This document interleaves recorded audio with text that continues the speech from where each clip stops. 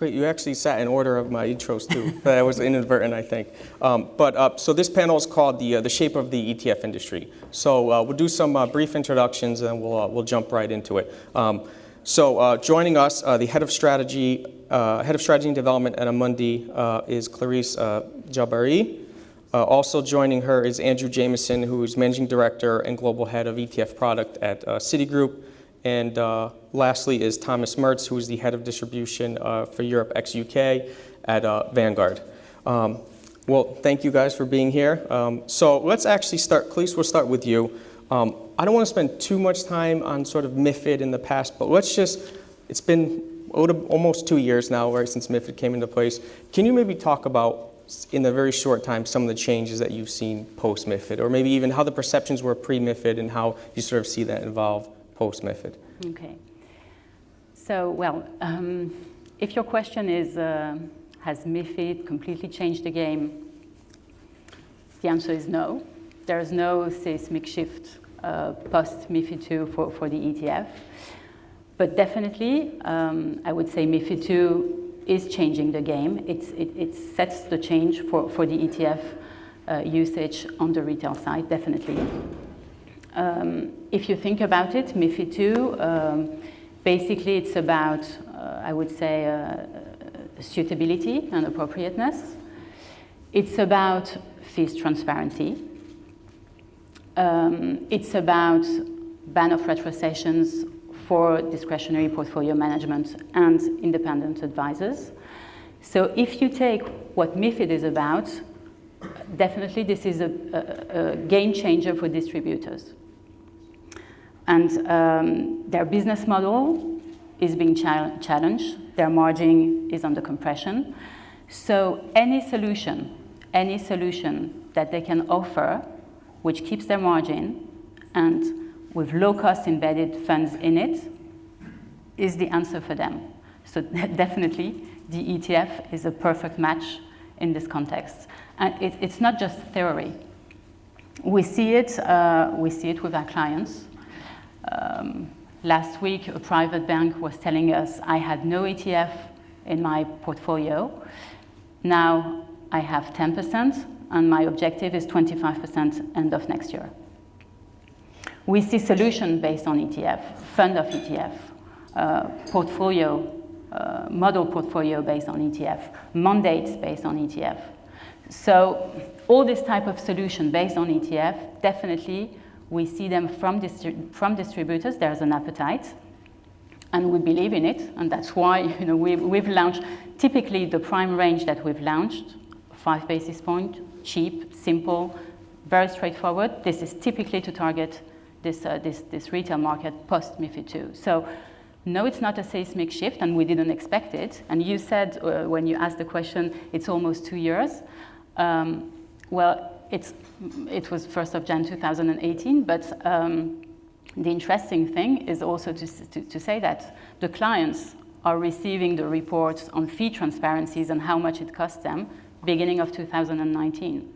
So it's changing, yeah. It's starting, it's changing. And we have the UK example, which shows that it's not a one-off switch, it's a long-term development. It's a little bit slower. Andrew, do you see the same thing? Did you think that MiFID was going to come in and just be a complete game changer, or did you sort of expect it to be a little bit? I didn't think it was necessarily going to be this great game changer, and I think it has been a bit of a mixed bag. But there's definitely been some positives and also some negatives. So if you think about it on the positive side of things, in Europe, which is largely a institutional marketplace, significant volumes of ETFs have traded on an OTC basis.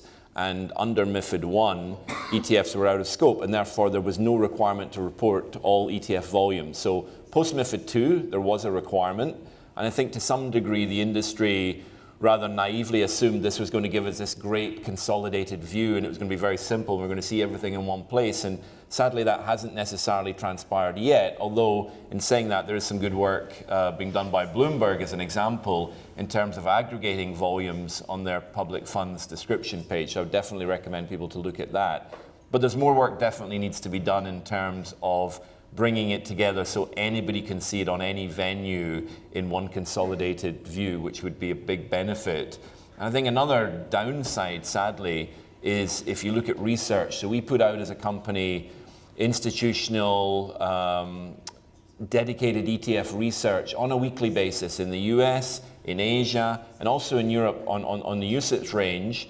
And now, because of the regulatory change, we can only give our research or provide our research in Europe to those clients that explicitly pay for it. So if you're not a client and you don't pay for this, then you just simply can't get access to what could be very good educational material. So I think that's perhaps one slight downside and unintended consequence. Thomas, we're going to get your insights too, then we'll sort of move on to sort of the future of the industry. Are there maybe any things that you've seen sort of the greatest change positively post-MiFID, and maybe something that's been very underwhelming to you post-MiFID?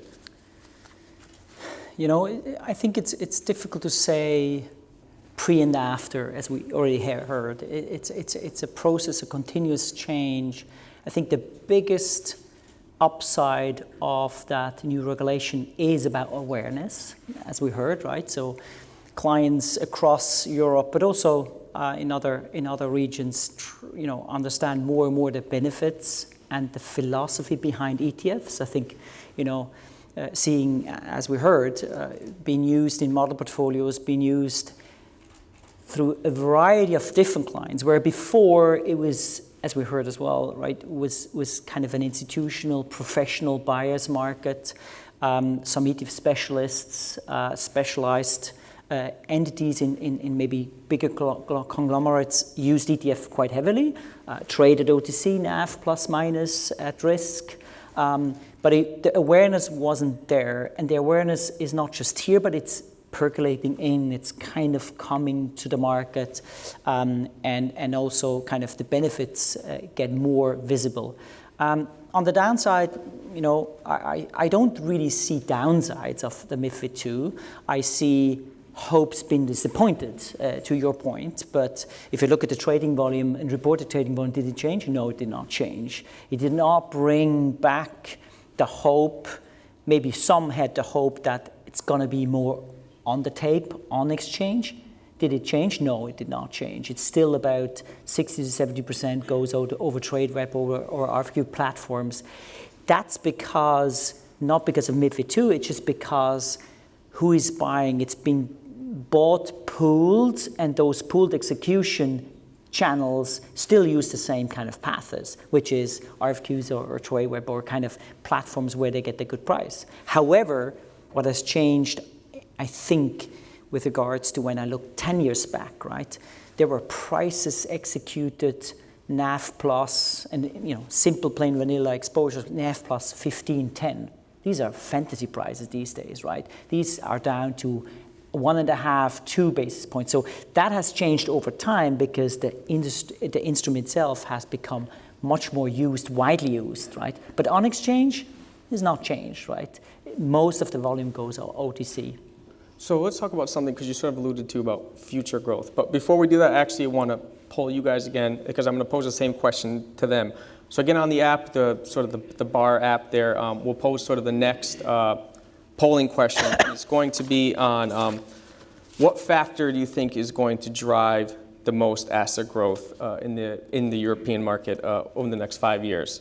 Again, I give everyone a minute just to pull it up, but the three choices are going to be innovative strategies, cost, and regulation. Again, what factor do you think is going to drive the most asset growth in ETFs over the next 5 years?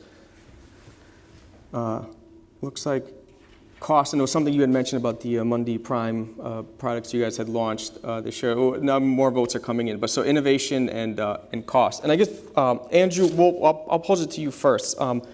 You don't have to necessarily read off of this list, but where do you think necessarily some of the growth is going to come from? Well, I'm actually going to be a little bit contrarian and choose none of those, because I think what those largely, the first two are focusing on is the competitive environment, and that's kind of like, who's going to be the winner? Is it going to be Amundi? Is it going to be Vanguard? And I don't think that's necessarily what the industry cares about or the end consumer concerned about.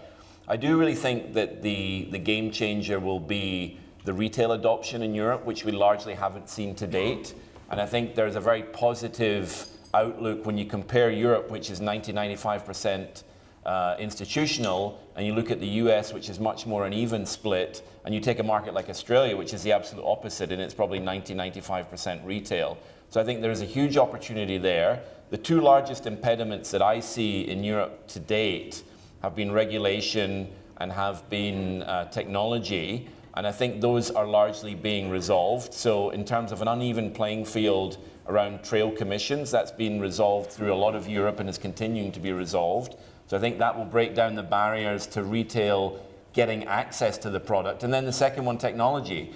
Up until relatively recently, it was very difficult to trade fractional shares on a mutual fund platform, and that's being resolved also. So I think those two in combination will definitely help drive the retail adoption. And again, modern ways of thinking, things like the RoboAdvisors, things like ESG, these are the types of products and outlooks that really resonate with the millennial investor. And that's really, I think, how we need to be future-proofing this industry and thinking about the investor of tomorrow rather than focusing on what we've seen. And maybe kind of one last thing I'd like to touch on, because it was interesting, because Thomas touched on it, in terms of how today's institutional buyer has moved down this auction platform, this RFQ. I personally think that's not a healthy way of trading in all instances, because I think most people are oblivious to the embedded risk premium that is often in these trades. And as an industry, perhaps we've done too good of a job of giving the impression that ETFs are super liquid at all times, in all sizes, with all underlying exposures, irrespective of whether the dealer can hedge them.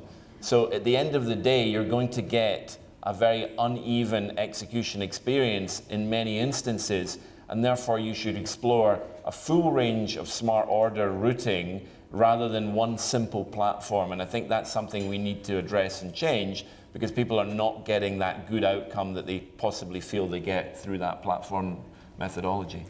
Can I take a kind of contrarian view to that, at least how you started?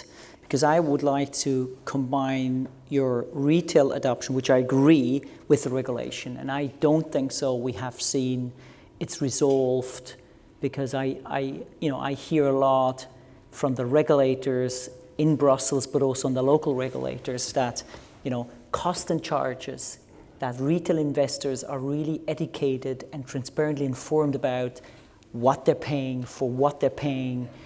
And I take the stand that, I would put regulation on the very high top of that list. This will drive further growth for an instrument, whether it's ETF or another instrument, an instrument which is fairly transparent. You know exactly by execution. Let's take the example of going over the matcher, over the venue. You see what you pay. Nobody else is paying for it, right? Not the existing clients is paying it. You pay the price of the spread. You know what the instrument costs. You can fairly estimate, the relative benchmark performance. And regulation will continue to have and will have a big influence, in my view, how this adoption actually will be taken forward. So I would disagree with the polls here, that I would put regulation much higher, because we will more see in the future about regulation. Because I'm really interested in the retail market, just because in the U.S., right, they've been a really big driver of flows in the ETFs, both the end user and the advisors. Here, is it because of the payment structure, commission-based versus fee-based? Like, how do you see that? You can maybe chime in too, sort of see that changing and seeing retail adoption sort of pick up. Because now we're maybe 10, 15%, right? You had mentioned some stats on retail adoption. Where do you think it could potentially get if some of these payment structures change? Well, I think we constantly compare to the US, and the US is definitely a different market. Yeah. This 50-50, I don't see it happen very, very quickly and in the near future, for structural reasons. Again, Europe and US on the retail side, we don't have the same financial education. There's not the same retirement system. So this 50-50 is definitely a long term. Yeah. The robo-advisor, you mentioned this. I remember a few years ago, all the journalists, and there was a lot of attention on the robo-advising, saying, is this the new way to disrupt the the distribution market. And we see a few years after that definitely they have brought a lot of technology. They have helped also put the focus on the ETF, because very often they were associated to ETF, robo-advising ETF, because they were using it. They are using ETF, but we also see that the main challenge for them is the client acquisition. And I think there are a lot of them are also shifting to this B2B model, which is the one we believe in at Amundi. It's being able to serve our distribution partners with services, and definitely robo-advisors are part of it. In addition to the fund management we can offer services, and this comes back to the MiFID II also. Because as we said, it's about more compliance, more KYC, etc. for distributors, and they're looking for streamlining their processes. And I would more talk about digitalization than robo-advisors. Yeah. So yes, bringing digital tool in addition to financial solution is definitely key, and that's what we believe in. Yeah, it's interesting because we see that trend in the US too. A lot of the asset managers getting into the advice business too, and sort of a lot of acquisitions been happening recently. Let's shift gears, because I want to talk about a topic that I think is really interesting. That's sort of use cases, because I think clients always like to hear about how other clients are using ETFs, or sort of if you're seeing a trend in different use cases. Thomas, let's start with you. Sort of, I guess, what are some of the most common ways you're seeing clients use ETFs, and then have you seen any changes, again, post-MiFID over time, whether it's asset allocation, liquidity sleeves, et cetera? Sort of, what are the most common uses when you speak to clients? As I said before, I think the variety is growing. You know, when I think back a couple of years, ETFs been used by large institutions, by large kind of multi-asset desks who use it as a substitute for futures sometimes, right? Getting quick exposure, getting cash in, maybe from pooled vehicles, they needed to be equitized, right? So that's, ETFs back then been used more or less as an equity product, and just quick in until the asset allocation can be done properly according to the strategy. So ETFs been used as a helping tool, a short-term helping tool mostly, right? There were cases obviously for long-term use of ETFs, but that was like the bigger volumes were very short-term. Over the year, we have seen or observed, having discussion with clients where more and more, it's not only just a substitute for something, it's actually a portfolio tool, a grown-up portfolio tool, variety of asset classes covering, at least on the bond side, subcategories, equity, going even into niche. And there was a kind of a bifurcation. Some using it as core allocations because they just are convinced about the instrument. They say, I could go maybe even less expensive doing a mandate or doing kind of another sort of passive exposure, but they're using core passive, and they're using more and more also ETF as passive. That was different to the beginning, where ETFs were more expensive, to be fair, right? I remember times where the ETFs, plain vanilla ETFs, were 40 basis points, 30 basis points. I mean, that's long gone. Now we're single digit for core export, plain vanilla, right? And then there's a bifurcation of some using core differently, even active, and they're using ETFs as satellites, specialties, where they don't have special knowledge, not the insights, not the research for it, right? They're saying, hey, I'm going satellite, smaller position, passive, and ETF is a convenient way to access that. And then a third group actually, using ETF really kind of as a tactical allocation maneuvering mass on their, let's say, big wealth managers having client portfolios, thousands of client templates, and they're using ETFs to maneuver their asset allocation shifts on a monthly basis on a tactical call, right? 1%, 0.5% up in equity, and then the different sub-asset classes, they're using ETFs to implement that very conveniently in their 1,700 templates. It's easy, it's transparent, and to the point earlier, I think even wealth management client want to see some kind of ETF reflected in the portfolio because they have read about it. They know, my portfolio has also some ETFs, So it's kind of a really diverse application now of ETFs, and I think that has also fueled that growth because, being applied for one reason maybe 15 years back, being now applied for 5, 6, 7 reasons, that is different mass, right? Yeah. How about Andrew? Or did you want to chime in? Anything that he didn't mention or you want to confirm? Exactly. We were saying, you were talking about strategic and tactical. What we see, it's really a change in the use of ETF, more and more strategic. It wasn't the case that much a few years ago, and we see more and more clients using S&P 500, Europe, even EM, on a buy and hold strategy. Yep. Definitely. And I think why is that? Because the prices have gone so dramatically down, and you have that free option of, I can react anytime. Yeah, because you could wonder why ETF and not index funds. Yeah. But I think the price is there, and they want to keep the liquidity option. And the other change we see, it's definitely on the fixed income side. A few years ago, insurers, for example, they would buy on the credit side, corporate, high yield, emerging markets.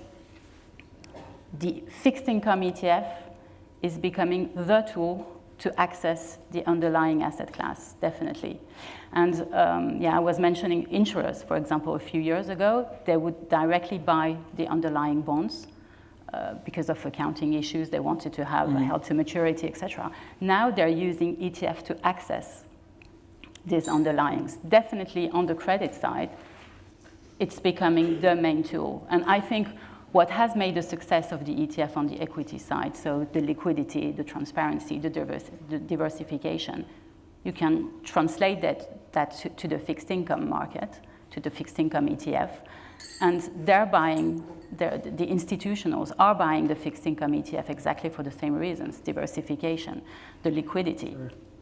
So I see a lot of growth also on the fixed income side, and the fixed income ETF imposing itself as a tool to access the asset class. I actually have a chart, and this was unplanned, that actually confirms a lot of the stuff that you're saying about the increased usages in fixed income. Andrew, what I'd like to hear from you is about, and this was sort of kind of big news in the US, it was the approval of like a non-transparent active ETF. Now that's not here, but do you think that if the regulators here are sort of watching what the SEC is doing, can that open the door for something similar here? And then if that does happen, do you see maybe newer entrants sort of coming into the market? Maybe asset managers, that was their biggest hindrance. They didn't want to show their hand. And if a structure like that allows them to now come in, do you think that we'll see a pickup in product launches or even newer entrants into the field? Sure. I mean, I think even if you take a step back for a moment, we've already seen newer entrants come to market in Europe over the last 12 to 18 months, and we saw such a seismic shift. So, household names like Franklin Templeton, Fidelity, JP Morgan, GSAM, Legal & General, these were big organizations that were neither in the ETF game or particularly in the ETF game in Europe, who've all come to market. And I think most importantly, the turning point was that dawning realization that this was not a passive-only business, and that this was not going to be capped at this sort of $3 to $4 trillion size, and that there was huge upside in AUM growth potential. I think what is also very striking here is the concept that an ETF is technology, and it's not some sort of product in its own right. And that really dovetails neatly into this next sort of iteration of non-transparent active. So I think in the US, everyone is very excited. I think we do think that this will bring a lot of traditionally resistant organizations to market who will utilize this technology to bring out new products in this ETF form where they were very reluctant to in the past. And I think that's very positive for the market because it will hopefully dispel once and for all that this is not merely a passive vehicle, that this is a technology and therefore it is a very suitable wrapper where people can put any product in. And you're right, to date, this has been provisionally, and it's very, very hot off the press, we're only talking about in the last 6 to 8 weeks, provisionally approved in the US under the SEC rules.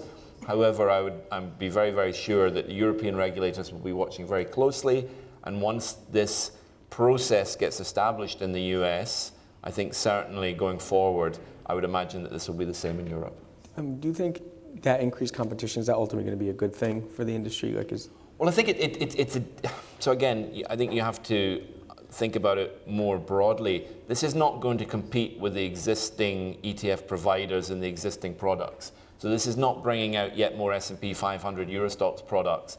It plays into a theme with regards to why the aforementioned companies were coming to market anyways, because there's a greater sophistication around thematic investing, around micro-indexing, around different types of exposures that people are coming in with their niche expertise. So in the active sense, these will be funds I would anticipate that are being launched that will not be competing with the products that my panelists have here today, and therefore you could arguably say it's not competing, it's just transforming the mutual fund industry or the asset management industry as we already know it. Yeah, interesting point, because maybe it'd be interesting to see where the assets come from, right, from there. Clarisse, I want to go to you because you work also in product development and strategy, and what's interesting is sort of what are some of the things that you think lie ahead in terms of product development? Maybe other asset classes that you think aren't indexed yet, but they can be, or some of the stuff you're working on in factor investing. Sort of what are some of the trends you see going forward in terms of product development? Well, we mentioned fixed income, which is a big one for sure.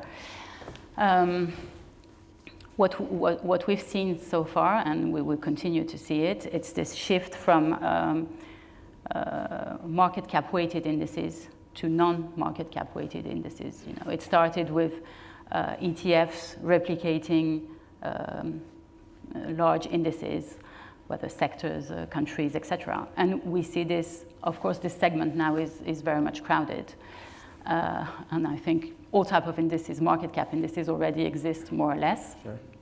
And we see since the smart beta, the ESG, the factors, the thematics, all this type of ETFs are non-traditional market cap weighted. And I see this as really the trend. The ESG, definitely, it's even more than an ETF trend. We see it in the whole industry. In the business line I'm in, we cover more than the ETF. We also have index funds and mandates. And in the requests we receive from our clients, our institutional clients, 2/3 of the requests we receive integrate an ESG dimension. So this is definitely a big trend. It will continue. And what we observe as well is that in this request we receive, there's no one size fits all. Each client has almost a different need. Sure. It goes from just taking out some sectors like tobacco, alcohol, controversial weapons, etc., to clients coming and asking, I want to remove from my portfolio this type of companies which are invested more than 5% in X and Y sector, or clients asking us, I want to improve my portfolio in terms of carbon footprint under this tracking error constraints. So it really goes from low touch, I would say, low touch ESG, so some exclusions and a lot of focus on the tracking error, to more best-in-class approaches and more tracking error. Yeah. So that's really what we see in the market, and that's why we have on one side, our SRI range, which is the best-in-class, very specific approach, and some exclusion that we apply to all our funds to be able to cope with the wide majority. So the ESG, for me, it's definitely the trend, and it's coming. It's really becoming mainstream. That's bring up for an sure. interesting point that it's sort of coming from the top down. Their ESG process is embedded in the entire investment process. I'm sorry, and it started with equity. It's also gaining fixed income. Right, with green bonds and things like that. Exactly, yeah. We're running a little short on time, so we'll just end with you, Thomas and Andrew. One question I want to throw is, what do you think when you're speaking to clients is like one of the biggest misconceptions about ETFs that you would like to correct? Now you have an audience of potential clients. Like, what do you think is people just really still have a hard time getting their heads around, or just misunderstanding something? There's a whole bunch of misunderstandings, but I just, in light of time, overall, and I just want to combine or take it back to what I heard just lastly from my panelist colleagues, is I would put out a kind of a word of cautious here, because the industry is obviously happy to hear the growth is massive and we could do a lot of things and, even active, intransparent stuff. Let's pack it under the ETF wrapper because we, achieved that investors think, great, ETF is good, let's go for it. That's the biggest misconception. ETF is not just ETF, and just because it has hard time had to gain this really good reputation, transparent, simple, physical replication, costs down as max, then be misused to just feed some growth and get assets in, and I can rep everything. I heard that active stuff 15 years ago. My active portfolio manager said, "Hey Thomas, can we just wrap that in an ETF? Because they sell from themselves, right? You don't have to distribute them." So I have, my biggest misconception, fear is that people blindly believe ETF is good, can't do anything wrong, I don't have to look at it, right? And that's a misconception. Benchmark, does the benchmark and the exposure has an investment merit? Going back to ESG, ESG can mean anything, everything. Does it have an investment merit? And that's where Vanguard has a strong view and a philosophy which is based on, does the exposure has an investment merit which is waterproof, which is really bring added value to clients? And the wrapper should be used to have the most cost-efficient delivery mechanism. And I think that's where I'm, on one hand, I'm a bit concerned about these developments. On the other hand, I see we have to do a lot of education, a lot of transparent information sharing, and also take on our view and share this view that please look at the product. Just don't buy it just because it's ETF on outside of the tin, right? Yeah. I wish we had more time, but unfortunately we're at time. So I'd like to extend a very special thanks to our panelists. I thought this was very insightful. We're all going to be here for the rest of the morning, so feel free to come up and talk about any of these topics. So thank you very much. Thank you.